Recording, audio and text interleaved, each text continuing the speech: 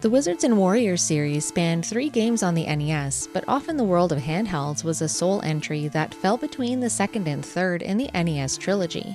It has one of those names with too many words that nobody can seem to agree on the order of, but Wizards and Warriors X Fortress of Fear continues the legacy of Kyros' adventures after Ironsword. He's off to save yet another princess from Malkil, who also makes her return here. The setting of Fortress of Fear diverges from the first 2 NES games, taking place almost entirely indoors.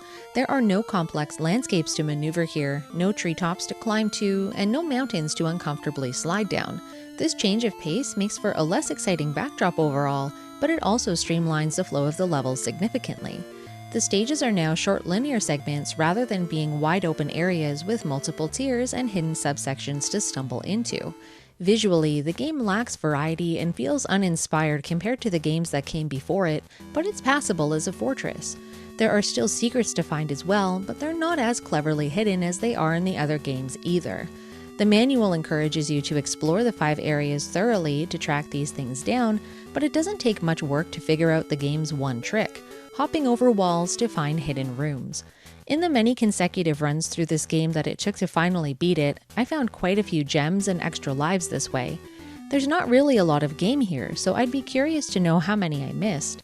Stocking up on extra lives is crucial since there are no continues. Once all your lives are gone, you start over again from the beginning. Even though the levels are a lot more condensed compared to the first 2 Wizards and Warriors games, they're still tough as nails.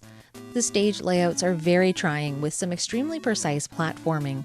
There are plenty of moving platforms, tiny ledges suspended almost out of reach, and hard-to-target platforms that fall beyond the player's view. One of the biggest hurdles is not just making these jumps, but doing so in such a way that avoids fall damage. For the life of me, I couldn't figure out how high of a jump was unsafe. Sometimes I'd fall from a very short distance and lose some health, and other times I'd come crashing down from way higher up and not lose any. To try to avoid it altogether, I'd do these smaller jumps that were a little more risky, but more often than not, I'd fall short and plummet to my doom. Obviously, when these little jumps worked, they worked very well, but the risk versus reward was costing me too many lives, and after a while, I just mostly ate the fall damage. Losing health this way wasn't too bad on its own, but the onslaught of enemies that have access to you while you lie there stunned was just awful. You're at the mercy of the billion things going on all around you in those moments, and it's very unlikely that you'll escape unscathed. The gameplay of Wizards and Warriors games on NES is centralized around items that you can pick up from chests in the form of armor, weapons, spells, and other objects with special abilities to help you on your quest. There were so many things to choose from, and these items added some welcome variety to the gameplay and at the same time allowed you to tailor your experience to your own playstyle. Unfortunately, the Game Boy game did away with many of these, limiting you to only the boots of jumping, the shield of protection, and some healing potions. The manual alludes to there being an invincibility spell lying around somewhere, and even though I'm pretty sure I opened up most of the chests in this game, I never came across it a single time. More variety in item selection would have spiced up what really boils down to being a very unforgiving platformer. That's not to say that the items that are available aren't important or useful. Being successful in Fortress of Fear requires you to memorize where these items are located, especially since the boots are necessary to make some very long nail-biter jumps. If you die, you lose the items you have, but as far as I know, you can't get soft-locked since keys and chests do respawn for a new life. When you return after a death, you appear in the exact location you bit the dust. This is good because you don't have to backtrack through earlier death traps over and over again, but if you died in the middle of an enemy storm, you're thrown right back into the thick of it once you're resurrected. There's a short invincibility window to escape the fray, but it doesn't always last long enough to get to safety. If you think that's bad, there are virtually no invincibility frames from regular enemy combat, giving you zero time to collect yourself or retaliate. If you get backed into a corner, you're probably going to die, again and again. And enemies don't just take off a little bit of health, they can take off a quarter of your entire health bar with a single touch. When multiple enemies gang up on you, along with the fall damage that you might take on trying to get away from them, you'll be bleeding your lives away one by one. The enemies here are exactly who you'd expect to find in an evil fortress: skeleton knights, minotaurs, and giant angry snakes. Even the fortress itself packs a punch by oozing on you or coming alive to murder you swiftly. Kuros has several different melee sword swings to defend himself with, but there are no projectile attacks available like the dagger to throw or magic spells like in the earlier games.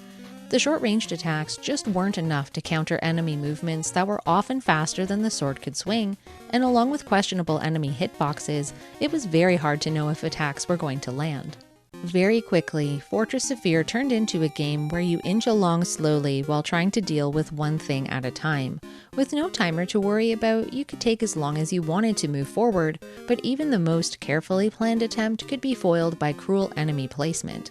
Spiders and goo touching you from just out of sight, and skulls or bats rushing at you left barely any time to react. The worst of the worst were enemies hovering over tiny platforms with no room for error in timing. Practice and getting better at other sections to have enough health when arriving at these jumps was the best strategy I could muster, since damage was guaranteed no matter how careful I was.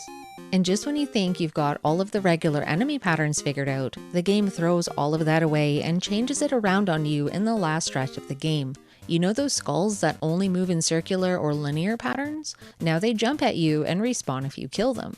Remember those clouds you used to be able to jump on? Not anymore.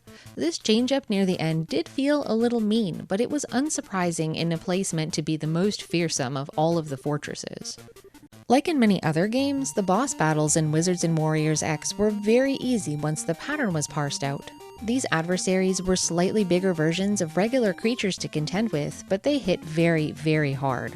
The bird boss was definitely the most difficult to figure out since it moved faster than I did, and I was stripped of my last life here the most often with the exception of the final boss fight.